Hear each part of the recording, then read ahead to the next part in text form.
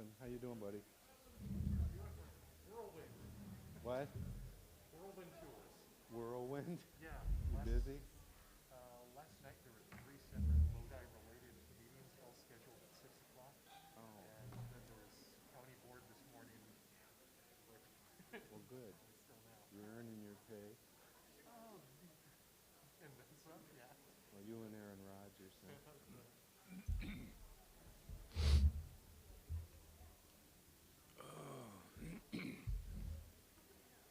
Is Bill Whip having dessert? Jeez. Somebody's got to handle that. I don't. Oh, right.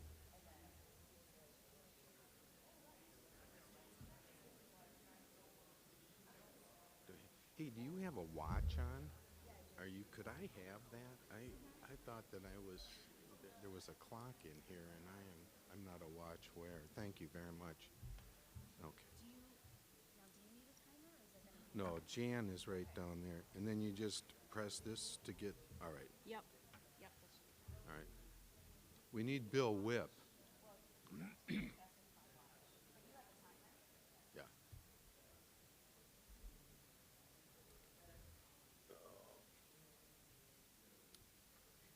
Diana. Diana.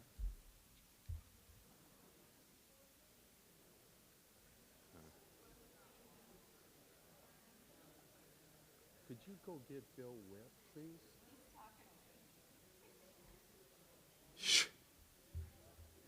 Yeah, right. Well, I was covering school board when Bill Whip was around, so I mean he's been on it for like 100 years. Well, he had a little hiatus. His wife probably made him go back. No, he had like 2 year, or 1 or 2 years. I think he lost the election, and then he won the next the next time. So yeah.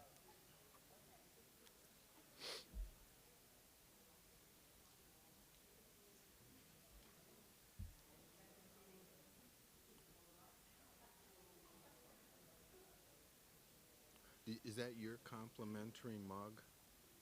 All right. Well, if Bill Whip doesn't show up, he's not getting a complimentary mug. Ah, gee, that's probably why he went home. Oh, good. He's he's gonna join us. Hmm? Right. All right. All right. Yeah.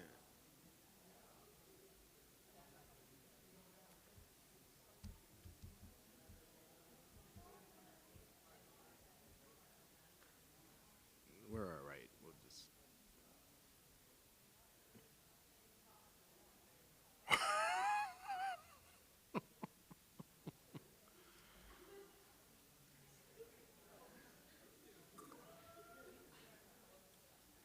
Well, we could. All right, here he is.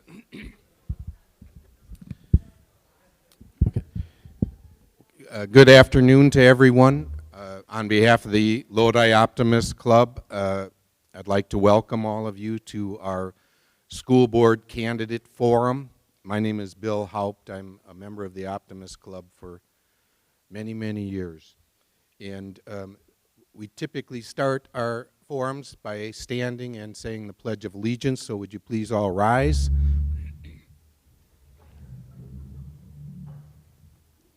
I pledge allegiance to the flag of the United States of America and to the republic which it stands, one nation, under God, indivisible, with liberty and justice for all. Okay. Thank you. We would like to introduce the candidates at this time. We have three candidates who are seeking. We have four candidates in this election. Three of them are here with us today seeking two available positions on the Lodi School Board. To my immediate left is Heather Barron. To her left, Julie McKiernan, and to her left, Bill Whipperforth. Our fourth candidate is Scott Bilsey. Unfortunately, Scott couldn't be with us today because of a work commitment. We try with these forums to include our partners at the Lodi School District, and we're very pleased today. I think we have two classes with us. Could the teachers from those classes please identify themselves and the classes that they have here today?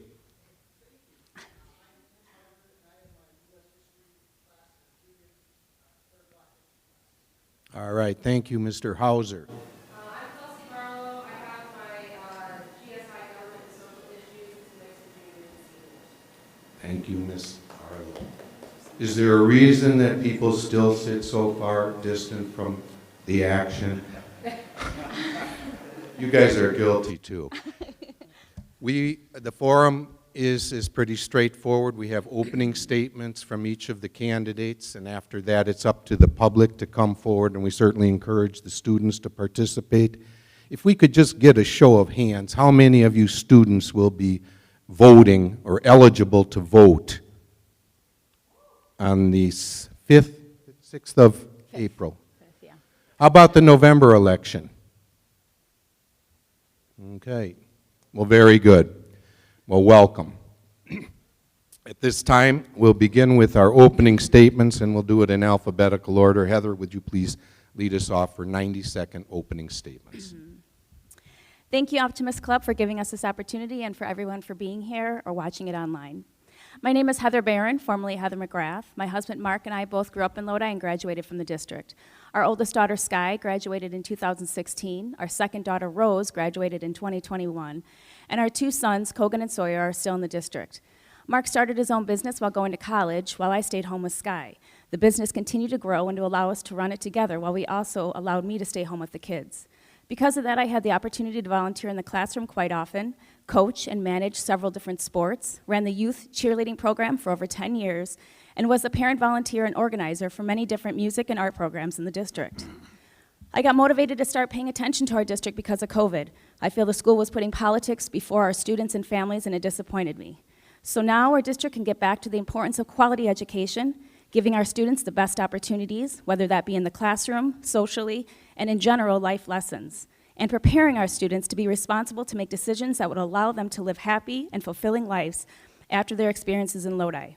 Because of being a mother of four, coaching and volunteering in the community, I've had the wonderful opportunity to meet many different people.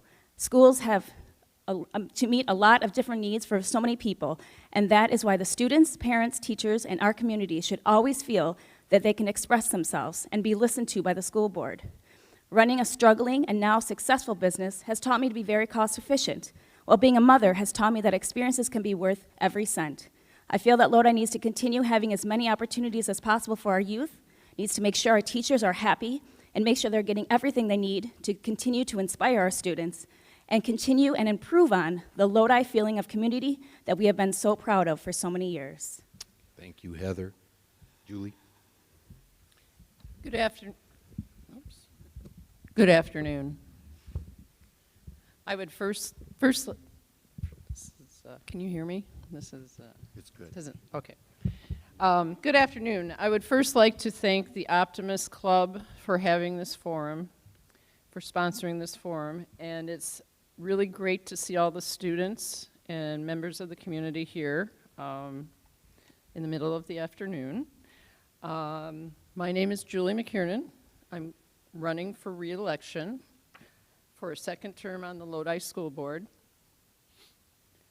I've been a district resident for over 20 years. My daughter spent from 5K, excuse me, until senior in high school here and graduated in 2015. And I have many extended family members that reside in the district. My niece will be beginning 4K this coming fall. I attended Montello High School. I then went on to the UW-Madison, where I received a Bachelor of Science in Agriculture with a major in Agricultural Economics and Dairy Science with an option in Business and Industry. I currently serve as the Board Treasurer and the Chairperson of the Facility Finance Committee. I have a diverse work experience background and have been a licensed realtor since 1996. I look forward to serving another term, and I believe in Lodi, and I believe that every student can be successful. Thank you. Thank you, Julie. Bill? Good afternoon. I'm Bill Wipperfurth.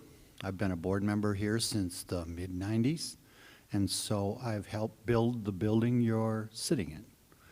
And, you know, I only have just a little bit of input on those kinds of things, but it's here, it's working. As far as family, my 5 kids went to school here. I have 4 grandkids currently in school here. And so if you're comfortable in the building, yeah, I had something to do with that. And if you're not comfortable in the building, we'll talk about it. I'm on the facilities, finance, on the policy committee. I'm interested in Lodi education and community service. So I'm always trying to put people in a position to where they can succeed. Now, the difference is everybody reviews that different. Some people want to learn. They're interested in what's outside of their realm, and they're willing to take a look at it. Some people choose not to, and some can't. But because of the administration and the board we currently have and the teachers, this high school is the best it's ever been. I want you to know that. When I started as a board member, we were in the bottom third in the state out of 550 schools. 2 years ago, we were number 38. Thank you for your help. This year, we're number 16. No small deal. Thank you, sir. That concludes the opening statements from the candidates, and now we entertain questions from audience members. We ask you to be direct with your questions, please. We have 2 microphones available, and we will wait for your questions. The first question directed to Julie.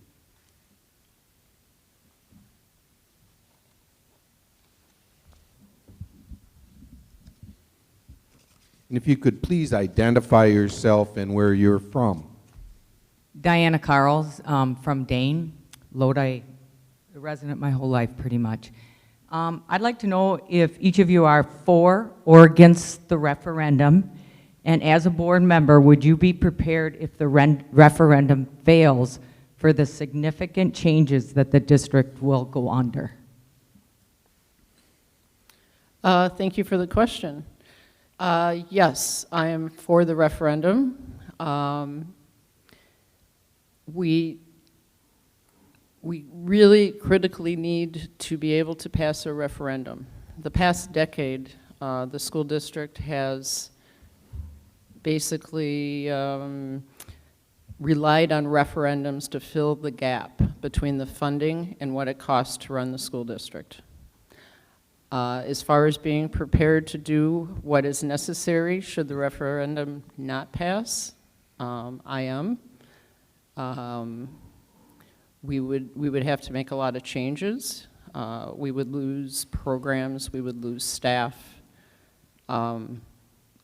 So I'm definitely for the referendum, and we need to continue to fund our schools to keep the program going as far as what we have. Thank you. Bill. I'm all in on the referendum. I've helped plan it. I have 100% distress over whether or not it will pass because many of the things I've put in place, as I kind of stated earlier, I've helped create and put you in a position so you could succeed. Some people are critical of us. They want to know where the money is going, but you should be able to figure that out anytime you drive past a gas station to put fuel in your car. So we have inflation also. The mantra for how we got into this spot was set up in 2011 by the then current legislature and the governor. And so they choose not to fund schools. And so they do this amazing thing where if you look at your property taxes, they will tell you how much goes toward education, but the truth of the matter is it does not come to the Lodi district, it goes to the state. And so since we can't function on what they give us, we have to go to referendum. So that's how we got here. And the number that we're going to cut of teachers for next year is not a choice if the referendum does not pass. Thank you. Thank you, Bill. Heather? To be honest, I'm very undecided on this. I will probably vote yes, mainly because I feel the district, I didn't think it was very responsible of them to tell the teachers that they're going to let go if the referendum doesn't pass. I almost feel like they were, I mean, they know how Lodi feels about our teachers, and we put them up here, and to see the pictures that they might have to eliminate, you got us right there. But it's a lot of trust issues for me, to be honest. The school, I feel like, should not jump to cutting teachers immediately. I have a feeling, obviously I'm not on the board. If I get in there, I'm really excited to look at all the little details, because I have a feeling you can cut corners without cutting teachers' jobs. So yeah, they got me, their trick worked. I'll probably vote yes. But if I get on that board, we're not going to be wasting money like we have been. Next question, directed initially to Bill Whipperfirth. Come on, I need to hear some of those young voices. Come on, I know you got the questions. Thank you. And your name, please, and where you're My from. name's Clayton McIntyre, and I live in Lodi. I was just wondering regarding the mask policy, if in the future another variant appears, how you guys will handle that. Thank you, Clayton. Bill? For me, that's an easy one. And here's why. My number one goal is to keep you in school, safe and healthy. That's no small deal. I'm not a healthcare professional, so we have a group of people that give us the information as to what's in the best interest of our students. And so if we have to wear masks, we have to wear masks. Don't get me wrong, it's not something I am 150% in favor of, but we have to put you in a position to be safe and healthy. Now, will something else come along? I don't have an answer for you. This happens to be the first pandemic I've ever dealt with. Now, when I was a young person, we had this little niche called polio. And I'm sure if you check one of your arms, you've got a spot on your arm where you were vaccinated for it. So now we have to dance with, did you choose to get vaccinated or not? Those are your choices. That's called freedom. Thank you, Bill. Heather? I feel that the safety and health of our students has nothing to do with masks. The former FDA administrator literally said cloth masks aren't going to provide a lot of protection. This is an airborne illness, and a cloth mask is not going to protect you from a virus that spreads through airborne transmission. So keeping masks has nothing to do with keeping you in school. So I am against masks. I am for taking care of yourself, eating healthy, taking vitamins. If you don't feel good, yeah, stay away from people, but you don't need to be missing 5 days of school for a sore throat. So obviously, I would consider if a new variant comes, and I would listen, but at the same time, I'm going to use common sense, and my priority is keeping you kids a good education and giving you experiences and not being scared of something that is, what is it? Kids that have died of COVID is 0.00098%. That seems pretty silly to me. Thank you, Heather. Julie? Yes, so I believe that we need, first of all, to have in-person instruction. So whatever that takes to keep students in our classrooms, keep teachers and staff in the classrooms. So if it does require masking for a certain period of time because there is a high activity in our area, community, then that is something that we need to do. I think we have set up several layers of mitigation for COVID, or had in place. There's discussion now how to unlayer that, but we're taking that slowly because you know, we don't know. We don't know if it's going to, if we're going to have another run of this again. So definitely, if that's what it takes, then we would need to mask. I think even with the masking, at one point, we almost had to close one of the schools. Thank you. Okay, thank you. Thank you, Clayton. Next question directed first to Heather Barron. Now we're making progress. Hello, my name is Patty Mead, and I've lived here as long as Bill, or longer, or the same amount of time. And I have raised 3 kids in the district, and I have 5 grandkids in the school right now. And I have always, we've watched school board members come and go. We've watched buildings get torn down and be built. We've watched superintendents come and go, principals come and go. And I've always felt like I trusted the people that we've elected. And I've always felt like whenever I wanted a question answered, I would ask it and I would get an honest answer. So I would like to know your definition of transparency. I feel that anybody should be able to go to the school website and find any info they want, whether that's the budget, whether what's being taught in school. Obviously, you know, the teachers, we want them to have access to, but I don't want their email just out there. You know, we don't need the teachers being bombarded with stuff either.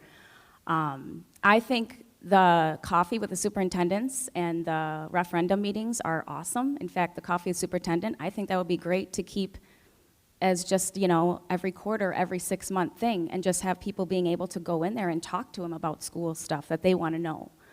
I also feel that I feel right now that not all situations, but there is some teacher and parent that don't feel they're on the same team, and I find that extremely sad. From my experiences with teachers, I've always put them way up here. I've had great conversations with them, but I know that there's other parents that don't feel that way, and there's other teachers that don't feel that way, and that's not right. So I just want everyone to be open book with each other and work together for the kids. Thank you, Heather. Julie? Yes, so transparency. I think as a community, we need to do more discussions. I believe that there's kind of a disconnect right now with the school district thinking that we do not have transparency. Things are a little hard to find on the website for those people that like to do it that way. But then there's also people that like to read things in the paper. So I think we have a disconnect with how we communicate with different age groups in our community and how we communicate that transparency. Everything is transparent. It is there, believe me. I spent good part of about hour and a half trying to find something on the DPI, the Department of Public Instruction website. So I agree that sometimes things, the information's hard to find, but I think we need to work on that. Bill? Transparency relates back somewhat to your age. For example, there's a group over here, and you're going to deal with a computer. Hate to pick on you, but over this way, that might not be your comfort zone. As far as our board meetings, we redid our technology 2 years ago, and so you can actually see us and hear us at the board meeting. You must understand that our committees do the work and make the recommendations, and then the board votes on it. But I'm available. I live in the same place I have all my life, except for the 2 years they jammed an M16 in my hands. Yeah, that's real. It was called war.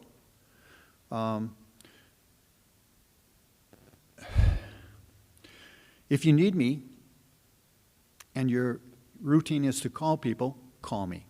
My name's in the book. If you want to contact me on a computer, contact me that way. Be happy to talk to you. Thank you, Bill.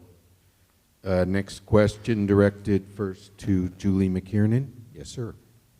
Hello, my name is Ashton McDonald. I go to Lodi High School. I'm a junior, part of that class over there. And I live in Lodi, So I live actually in the Harmony Grove area. My question for you all is, what are your thoughts on open school campus lunch for high schoolers only? Thank you. Julie? That's an awesome question. I would say yes. We used to have open lunch, but that does also require, let's see, people to follow the instructions or follow whatever rules are laid out for that lunch period. I think that would be a great idea. As you are older in high school and driving, you know, that's another thing of becoming a young adult. Bill? We had open campus when I went to school here. The question is, are you willing to accept the responsibilities that go along with it? Now, we were not able to drive to leave the campus. We were allowed to walk. And then there were all of the details about, from your perspective, where did you go, and obviously to eat. Do you have enough time to get there, come back, and be on time? Did the students behave like people, or were they doing something they shouldn't have been doing? So are you willing to accept the responsibilities for doing that? Now, this thing is run pretty tight.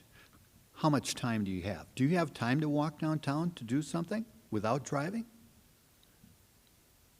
Please answer.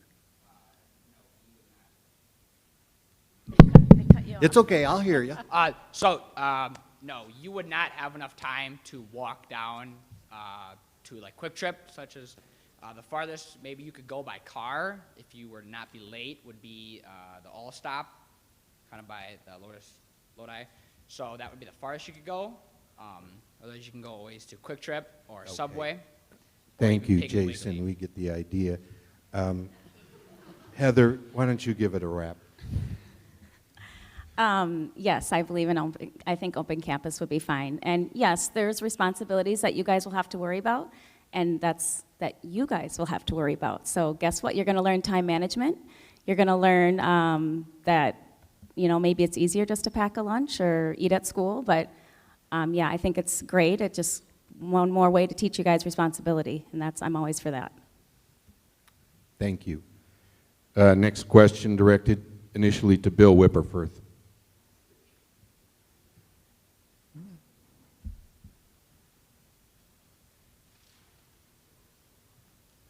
First one to bring the mic down. I'm Colleen, I live in Lodi. No one here is an expert on everything. As an elected board member, you'll be asked to make a decision on items that are outside your knowledge base. How do you investigate a subject to ensure the knowledge you gain to make a decision is unbiased and informed? Bill? For me, that's an easy one because I've worked in the boardroom for a long time, and I not only listen to what my board members say, I watch what they do. And through that, can I trust what they say? For example, all of our board is on different committees, and so we have to make a determination whether or not they did their job on that committee, so that involves the trust issue, and whether or not they gave it their best shot. In other words, did they brainstorm everything? The other thing is, they're only making a recommendation. Pay attention to their recommendation and how they voted. Is it 3-0? Is it 2-3 or 2-1? You know, pay attention to those details. And as a board, at our meeting, we can, if we have concerns, pull those items out and ask for more discussion. But the main item is trust. We really have a good board. They've earned their reputation. Thank you. Heather? I would do my own research, and there's always several sides to every story or situation that's happening. So I would definitely go to different sources. of my own research, and then I would probably talk to the community, if, you know, depending on what the situation is. Teachers, I'm planning, if I go on the board, to use teachers as a huge resource. They see way more than parents see, but I would also go to parents because they see other stuff that people don't see. So I would really, I'm plan, if I be on the board, to be very busy and get input from all different aspects and try to see all different sides and make a decision that would be best for everyone. Yes, so generally we do receive lots of information to read from at the district level or in our committee meetings and for our normal school boards that happen each month. But I also do a lot of reading so that we have what's called the Wisconsin Association of School Boards, and they put out some great podcasts and webcasts and things to listen to of event or different things that are happening in school districts across our state. So I tend to watch a lot of those and keep up on some of the issues across the state. Also, just, you know, talking to members of our community. A lot of times during COVID when we were making decisions, I found myself reaching out to people to ask them questions. And so I think that's the other important thing, is to gather all that information. Thank you. Thank you, Julie. Thank you, Colleen. Can I add one thing since I didn't use all my time? Real quick. Real quick. Okay, really quick. I did want to say that I would actually use the students as resources. I've gotten some of the best different points of view from my own kids that adults don't even think of half the time. So I would really love to talk to more of the students and hear more of what they would have to say. Shout out to the Thank you. students. Thank you. All right. Next question. Heather, you get first crack at the next question. Hello, my name is Tim Anthon. I'm a junior at the high school. I was wondering what is your guys' view on critical race theory, and do you think it should be in our schools? There's many definitions of CRT, and if typically 9 out of 10 of the definitions, no, I do not want CRT in our school. It teaches division. It teaches to judge people on their skin color, their background, their ancestors. I am all for teaching about I'm all for teaching about different backgrounds and different heritage and minorities and all that. And just opening people's eyes to the differences that people have to go through because of different things that they have with their life. But actually to judge someone on their skin color and to hold something against them because of what their ancestors might have done, absolutely not.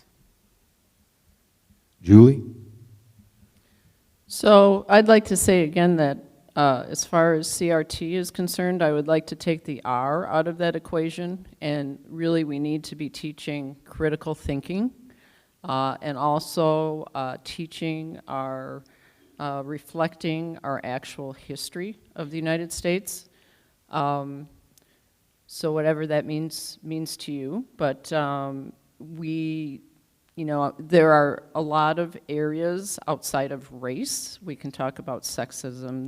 There's a lot of other things in our history that were unfair. And so I think when you are accurately taught history and can have that critical thinking, then everyone can make those decisions for themselves. Bill? Well, first of all, critical race theory was created in the 1970s, and this group over here is going to tell me that you weren't born yet. So what it's become is a political issue, and it's slanted in one direction. And as the head of the policy committee, I'm interested in being in the middle of the road. I don't function well on the far left or the far right. But those are your choices. That, once again, that's called freedom. Currently, or tonight, again, we're going to be working on a controversial issues policy, and that is to give direction to the teachers, the administrators, that kind of thing. As a person, I'm interested in you learning how to think, not what to think. And some of the decisions you make in that territory are going to deal with where you come from, how comfortable you are with being there, and how well you can understand what the generations before you, whether it be slavery or whatever, dealt with. Thank you. Thank you, Bill. Thank you, Tim, for your question. Next question directed first to Julie McKiernan.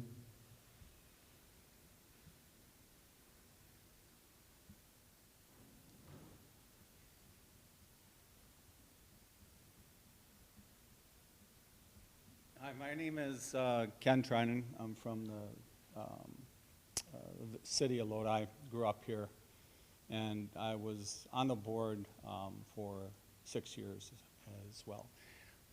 So, Bill, I have a follow-up question to Diana's referendum question that is towards Ms. Barron, and then a question for the board. This question has to go first to Julie McKiernan based on the schedule that we set up here, Ken. All right. So my question is based on Diana's referendum question. You said that you're undecided. You used the word undecided, and you said that the trick worked. As a voting, when I'm going to vote, how can I determine who I'm going to vote for if they're undecided? How can I determine if you're undecided on questions that we ask? Okay, so can The I question, answer that? we have a format, we have to stick with this Okay. format, so I'll give each candidate an opportunity All right. to address that question, beginning with Julie, and then Heather can also get to it, but we have to stay consistent, he Ken, so has it. please go ahead, Julie. I can take a shot at this. So I took some notes there because, first of all, it's not a trick. Folks, this is not a trick. Our referendum is not a trick. The referendum is if you vote yes, then we have a school district. If you vote no, that's the beginning of the decline of the school district, as well as, quite frankly, possibly the community. We are on an upward trend. We have students trending up. We have housing developments in Dane. We have we have building right out here across the road. So it's a matter, do you want a school district and community, or do you not? And as far as playing tricks, there are no tricks. The reason, and I don't know if it was on Facebook, what these photos of teachers they're talking about, of course if the referendum doesn't pass, we have to cut expenses. Staff expenses are about 78% of our district's expense. Do the math. Thank you, Julie. Bill? Well, as Julie just stated, 78% of every dollar we spend is on people, their pay, that kind of thing. Now, you talk about transparency, you want transparency and honesty. Yeah, well, I'm notorious for that, even if you don't like what I'm going to tell you. And the truth of the matter is, the reason we notified the teachers that were at risk for the referendum, this is not a scare tactic. This is real. And we have to be fair and honest with the people that work for us. I don't know of any other way to put it. Could we have done it after the referendum? Yes, but there wasn't enough time, according to the law, to get it done. And you keep asking for transparency and honesty. This is it. This is real. And I'm hoping you've had the chance, and I think there's one this Saturday at the Buttercream, to go and get the details if you want them in person instead of getting them out off the website. Thank you, Bill. Heather? I said I was undecided because I was being honest. I am not on the board yet. And as board members will tell you, and I'm sure as you know, you are a board member, there are things that you guys know there's way more info that you get than we get. So I keep hearing that, and I understand that, but then at the same time, you're telling me that you're transparent. So if you want us to know everything and know where you're coming from, then tell us everything. And as a voter, yes, I'm going to be honest. Like I said, I will probably vote yes for the referendum because I do not want to lose our teachers. But as a voter, I'm still not 100%. As a board member, I would plan to be totally informed, and I would give you a straight answer. But as a non-board member and an outside source, I was being honest about it. Thank you, Heather. Next question directed initially to Bill Whipperfirth.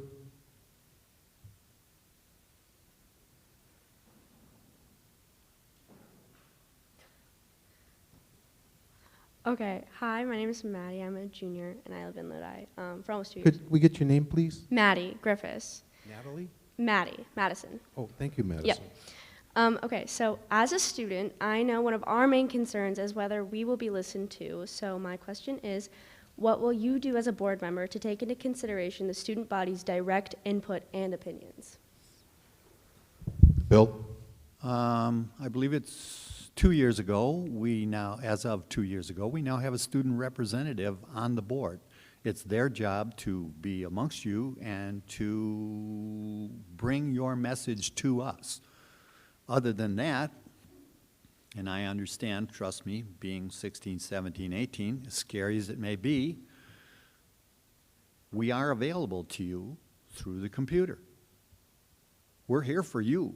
Otherwise, we're not here. My job is to put you in a position to be successful. Now, how far ever you want to take that success, that's determined by you. Thank you. Heather?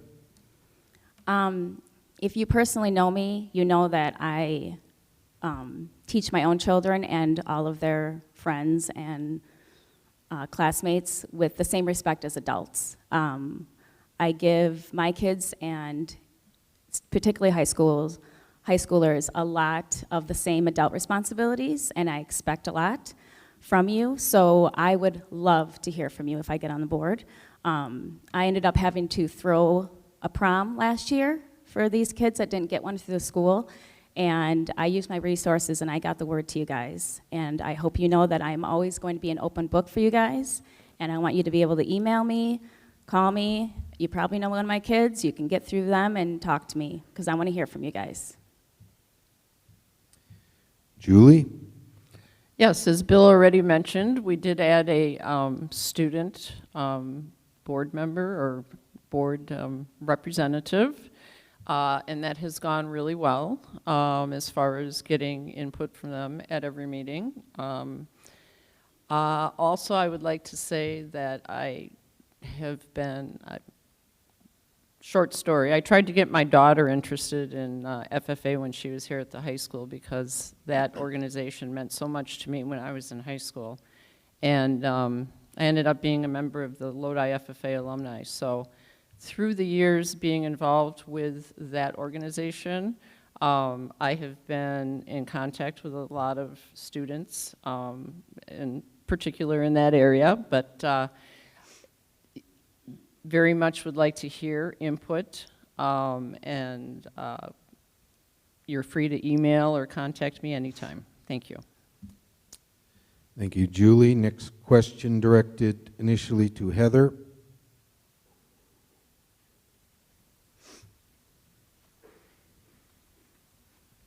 Hi, my name is Ann Groves Lloyd, class of 1980, Diana's class, 100 years ago.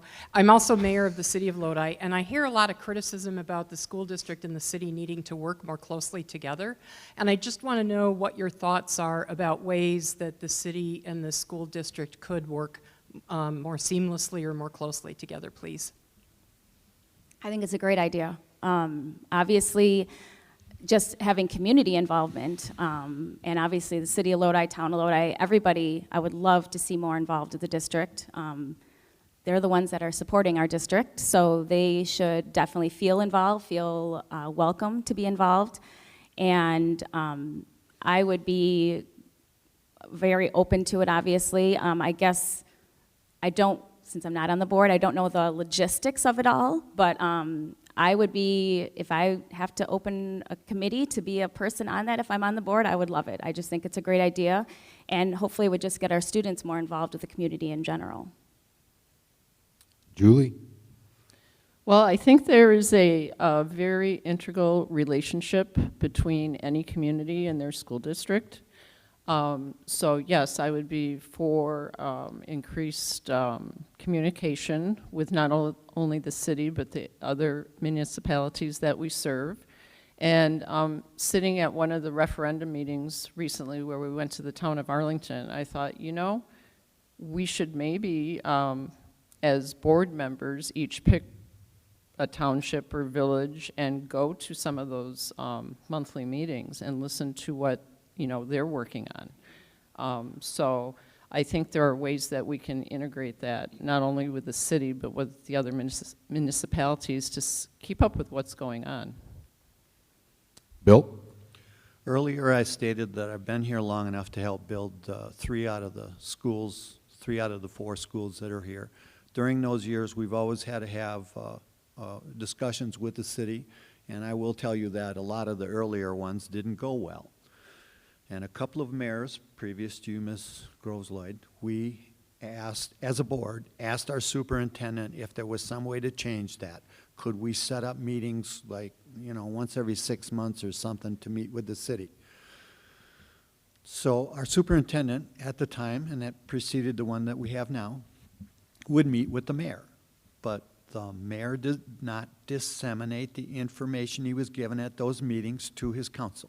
So that was a disconnect. I'm hoping that you will do better.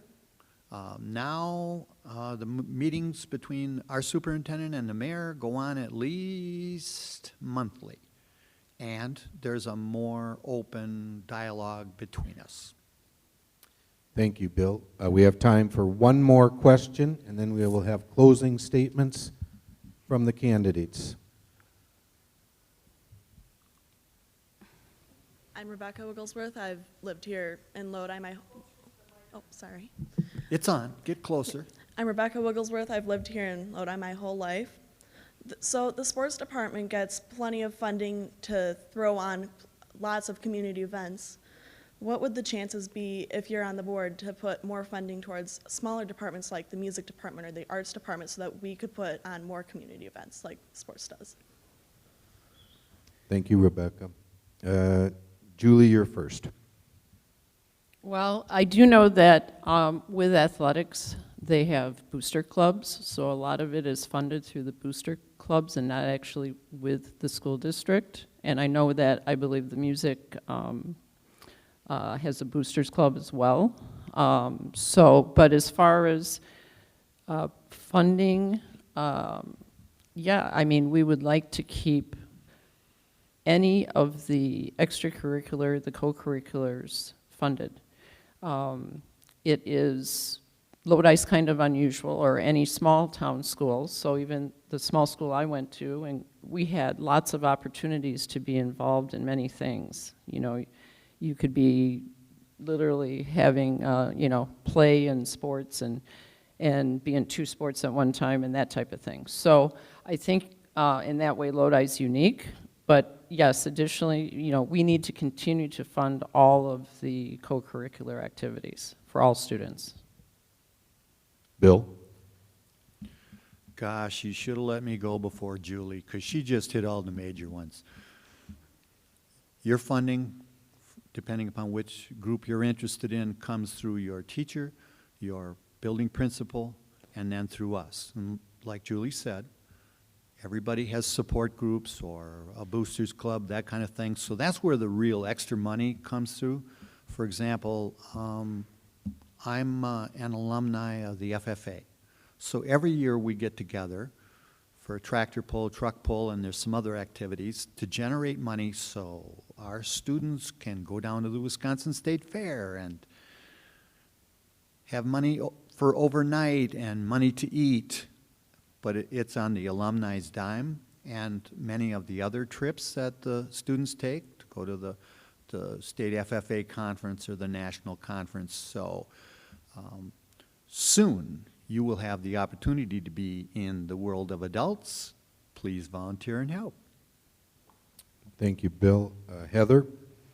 I am a huge advocate for activities for kids. My girls were more into the arts and some sports.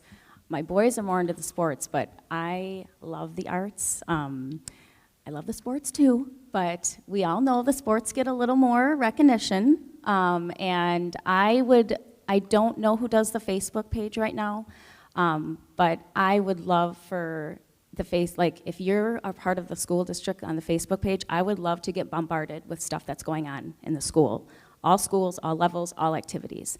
I want to know, I want to be able to go to that website and find anything about it to get the word out more, because that play that you guys just put on was awesome, and I would not be up here if I didn't have forensics in high school. So we need to always promote, and yes, we need to get those boosters, get more people involved, but I'm going to be a huge advocate because I know that when you guys are busy, you stay out of trouble. Got that, Rebecca?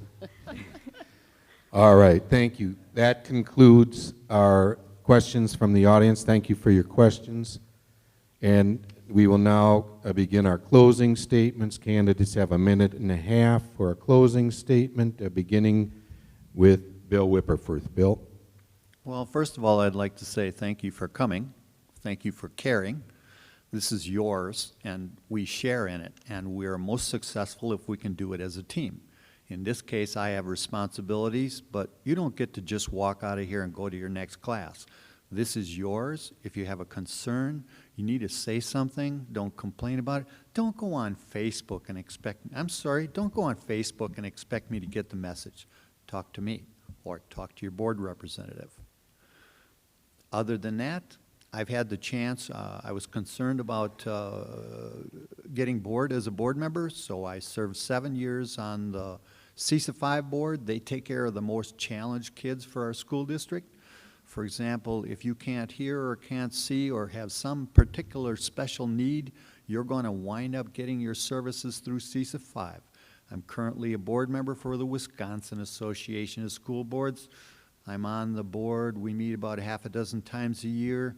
So I get to talk to other people from around the state and find out what their concerns are. So I try to bring that information back to this district. Thank you, Bill. Heather? I just want to say thank you again, Optimist Club, and everyone for taking time out of your day to be either here or watch it. I want every student to leave Lodi knowing that they were a priority in our district. Not all experiences will be easy, but they should feel supported. I want students to know that they have a place in our district, they feel safe to express themselves, and they feel they have a voice. Kids of all abilities should feel supported and be proud of their personal accomplishments. Parents of Lodi students deserve to be heard, deserve to know what their child is being taught, and feel they are on the same team as their child's teacher. Parents should feel confident about their child's education and feel that the school is being transparent with them.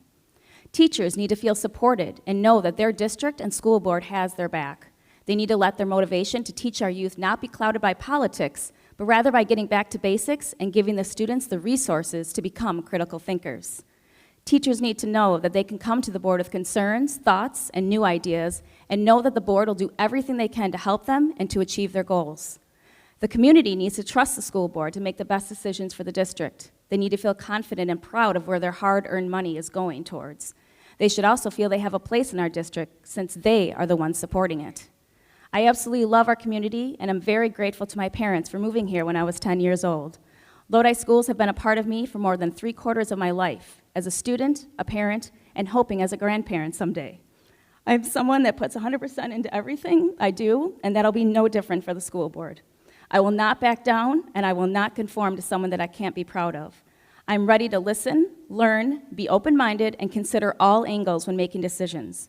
I really hope to have your vote on April 5th, and I will try my hardest to make you proud. Thanks, Heather. Julie? So I would, again, like to thank the Optimist Club for putting on and sponsoring this forum. I would also like to thank everyone else for participating and attending this event. And as we look forward to the future, We need to envision a better Lodi. We need to adapt to change. We need to embrace the future. We need to plan for the future. Our students really need and deserve this. Successful schools and successful communities, they are linked. So once again, do you want to be a successful school and a successful community or not? That will be one of the questions on the ballot on April 5th. I would just like to thank you again, and please go out and vote on the 5th. Thank you. That concludes today's candidate forum. We would like to thank and acknowledge our candidates, Heather Barron, Julie McKiernan, Bill Whipperfirth, and we'd also like to acknowledge Scott Bilsey. We would thank these people for coming forward and saying they want to commit. Democracy is a participatory sport, and it doesn't work unless people commit. So we'd like to give our candidates a round of applause at this time.